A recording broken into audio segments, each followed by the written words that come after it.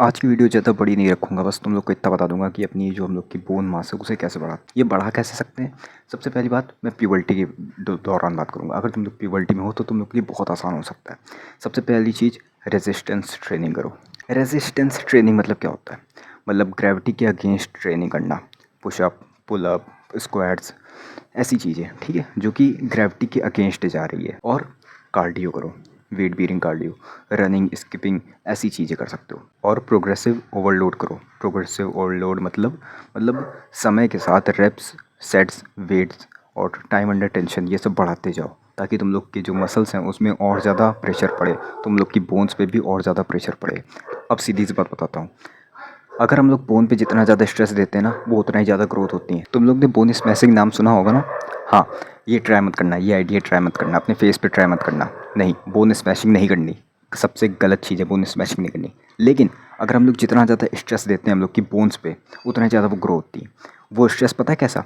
Training, resistance training वाला stress, ना कि हथौड़े से पीटने वाला स्ट्रेस। अब दूसरी चीज़ आती है हम लोग की न्यूट्रिशियस डाइट। अगर तुम लोग की डाइट जितनी ज़्यादा अच्छी है उतनी ही ज़्यादा तुम लोग के लिए फ़ायदा होगा। सबसे पहली चीज़, तुम्हें डाइट में पता है क्या करना है? तुम्हें विटामिन डी लेना है।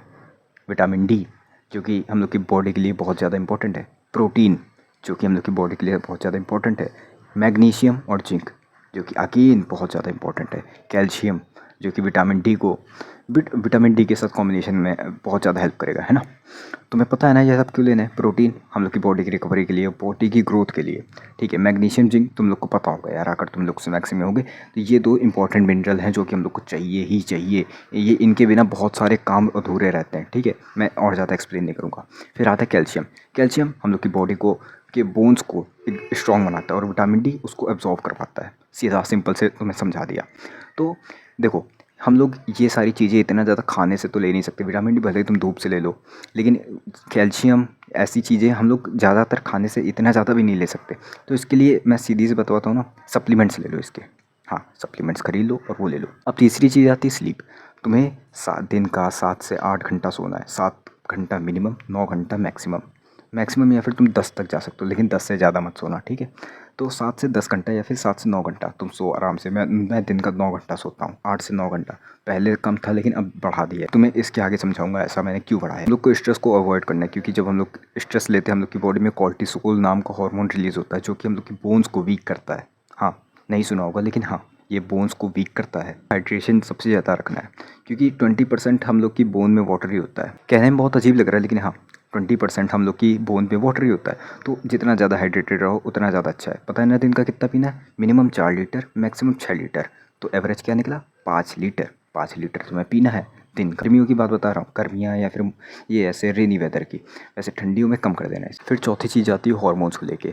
हम लोग की बॉडी में टेस्टोस्टेरोन और ग्रोथ हार्मोन की जो क्वांटिटी है वो ज़्यादा होनी चाहिए। और इन्हें बढ़ाते कैसे? टेस्टोस्टेरोन और ग्रोथ हार्मोन को कैसे बढ़ाते हैं? HGH। हाँ, इनके पहली बात, कुछ भी इंजेक्शन ना लगवाना, कुछ भी सप्लीमेंट्स बाहर से ना लेना। इसे नेचुरली इंक्रीज़ कैसे करना है वो बता रहा हूँ। सबसे पहली बात, फैपिंग करना बंद कर दो। फैपिंग करना बंद कर दो, ये तुम लोग के टेस्टोस्टेरोन को डिक्रीज़ करता है, ठीक है। जितना ज़्यादा सो सकते हो उतना बढ़िया। मैंने बताया ना मैं 9 घंटे की स्लीप क्यों ले रहा हूँ? टेस्टोस्टेरोन बढ़ता है, HGH बढ़ता है, जिससे हम लोग की ग्रोथ होती है, हम लोग की बोन में बहुत ज़्यादा फ़ायदा मिलता है, ठीक है। बोन डेंसिटी बढ़ती है। सनलाइट में रहना शुरू कर दो, फिजिकल एक्टिविटी बढ़ाना शुरू कर दो, रनिंग करो। इससे टेस्टोस्टेरोन और ग्रोथ हार्मोन दोनों बढ़ता है। अच्छा खाना खाओ, मतलब एक जगह बैठे ना रहो। ऐसी ऐसी नॉर्मल सी चीज़ें, इतनी चीज़ें करनी है। और क्या क्या चीज़ें तुम्हें अवॉइड करनी है पहले बता दे रहा हूँ। मैंने जैसे पहले पॉइंट में बताया कि रेजिस्टेंस ट्रेनिंग करनी, कार्डियो करना है। ओवर कार्डियो को तुम्हें अवॉइड करना है। ओवर कार्डियो नहीं करना, हल्का फुल्का करना है, दिन का 15-20 मिनट, बस इतना ही कार्डियो करना है। अपने बैक पोस्चर को इंप्रूव करना है। अगर तुम जितना ज़्यादा स्लाउचिंग करोगे उतना ज़्यादा ही तुम्हारे बोन्स में इफेक्ट पड़ेगा। मतलब स्लाउचिंग करना या फिर बैड पोस्चर रखना। और तुम लोग को होता है बैड पोस्चर रखने से क्या होता है? हम लोग की जो बोन अलाइनमेंट है वो अच्छे से नहीं हो पाती। मैं प्यूबर्टी की बात कर रहा हूँ, अभी भी प्यूबर्टी की बात हो रही है। तो बोन अलाइनमेंट अगर अच्छे से नहीं होगी तो वीक बोन डेवलपमेंट होगी। मैं जंक फूड खाना बंद करना होगा। हाँ, शुगर, सोडा और अलग अलग चीज़ें यार, पिज़्ज़ा, बर्गर, ऐसी चीज़ें इन्हें बंद करना होगा। ये हम लोग की बॉडी से, बोन्स से मिनरल को एब्जॉर्ब करती हैं। हाँ, ये कहने में अजीब लग रहा है लेकिन हाँ, ये रियल है। अगर तुम प्यूबर्टी में हो तो तुम्हें यही चीज़ें करनी है और तुम्हारा बोन मास इंक्रीज़ हो जाएगा। अगर प्यूबर्टी अब ख़त्म हो चुकी है, तुम 20s पे पहुंच चुके हो, तो फिर क्या करना है? तो भाई जितनी मैंने चीज़ें बताई हैं उतनी ही करनी है, लेकिन प्यूबर्टी में जो बोन डेंसिटी में ग्रोथ मिलने वाली है ना, वो नॉर्मल पीरियड में नहीं मिलेगी। 20 से 25 वाली जो एज है उसमें इतनी ग्रोथ नहीं मिलेगी, लेकिन स्लाइट मिलेगी। और अगर तुमने 25 क्रॉस कर दिया है तो भाई ग्रोथ लगभग ख़त्म ही हो जाएगी। लेकिन अगर तुमने जितनी चीज़ें मैंने बताई हैं उसको अगर तुम करते हो तो तुम्हारी बोन की जो डेंसिटी है ना वो मेंटेन रहेगी, गिरेगी नहीं। हाँ, बोन डेंसिटी गिरती भी है। अगर तुमने बहुत ही ज़्यादा ख़राब चीज़ें करना शुरू कर दी तो वो गिरना भी चालू हो जाएगी, तो तुम्हारी बोन पूरी बेकार हो जाएगी, सड़ जाएगी। समझे? अब लोग बोन डेंसिटी का मतलब समझते हैं वो हर्नन ड्रैगो या फिर सीन ओपराय, जॉर्डन बैरेट ऐसे मॉडल्स जैसे दिखने लगेंगे। नहीं, बोन डेंसिटी का बढ़ना और बोन का डेवलपमेंट होना दोनों में बहुत फ़र्क है। ठीक है? बोन का डेवलपमेंट कैसे करना है? तो भाई उसके लिए एक्सरसाइज होती है, उनकी फेशियल बोन्स कायदे से डेवलप्ड हैं।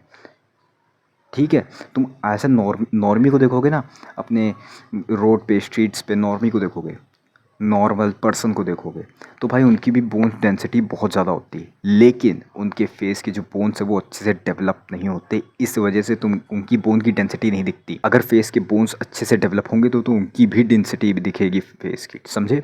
और जॉर्डन बैरेट ऐसे मॉडल्स की जो फेस की डेवलपमेंट है वो अच्छे से है, इसी वजह से उनकी डेंसिटी दिखती है। हाँ, कुछ लोग की डेंसिटी नहीं होती बोन में, लेकिन मैंने जितनी चीज़ें बताई वो करो, पक्का डेंसिटी आ जाएगी बोन में।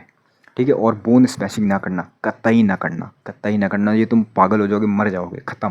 फेस की बोन्स के डेवलपमेंट के लिए क्या करना है? तो चलो छोटे में कवर कर देता हूँ। सबसे पहली चीज़ ब्यूइंग 24/7 करनी है। थंब पुलिंग तुम्हें कैसे करनी है तुम जाके देख लो, क्योंकि मैंने अभी तक वीडियो नहीं बनाई। जैगो पुलिंग कैसे करनी है जाके देख लो, मैंने अभी तक वीडियो नहीं बनाई। ये सारी चीज़ें तुम्हें इफेक्ट ज़रूर देंगी तुम्हारे फेस पे, और तुम्हारा फेस की जो डेवलपमेंट है बोन्स की वो बहुत अच्छी होने वाली, बहुत प्यारी होने वाली है। बस इतनी चीज़ें करो और कोई अलग एक्सरसाइज नहीं करनी, बस तुम्हें यही एक्सरसाइज करनी जितनी मैंने बताई है। ठीक है? अब बाकी फिर कोई डाउट्स है तो कौन से पूछ लेना, फिर मिलते किसी रोड में, जाओ खाना खा के सो जाओ।